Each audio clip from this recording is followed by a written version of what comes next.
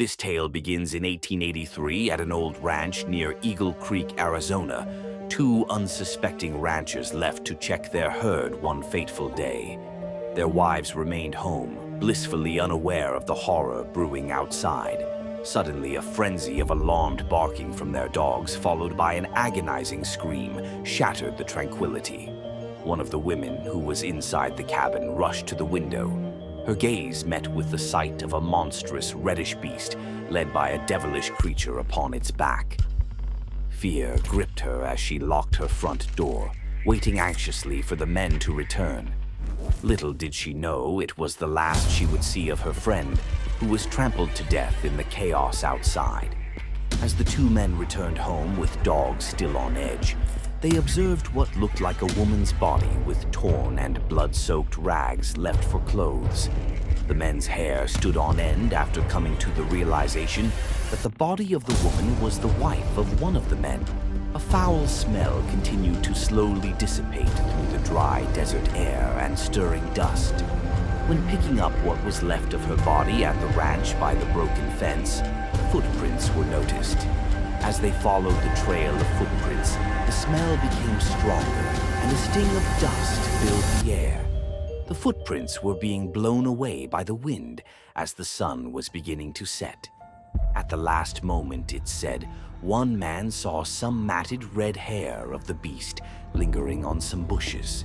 The rumors spread like wildfire around the death and destruction, fueled by the terrifying recounts of the creature. A few days later, a group of prospectors reported something tearing through their campground. Red hair was later found at that site as well. The creature was again spotted just a few days later, this time being described as 30 feet tall, and knocking over two wagons, setting them ablaze. They couldn't agree if it blew fire or lamps set the blaze. Red hair again was found by the firelight. The smell of burning helped mask the smell of death left behind. The legend would quickly spread with various tales being told. One described the creature killing and eating a bear, while another said it disappeared into thin air with a hazy red smoke or fog when chased. But all the tales agreed that the skeleton of a man was on its back, a grotesque specter smelling of death and rot, either screaming or grinning with evil, as though it was the devil himself come to take you away. After a month or so, a cowboy tried to lasso the beast, but was knocked to the ground and nearly killed by it.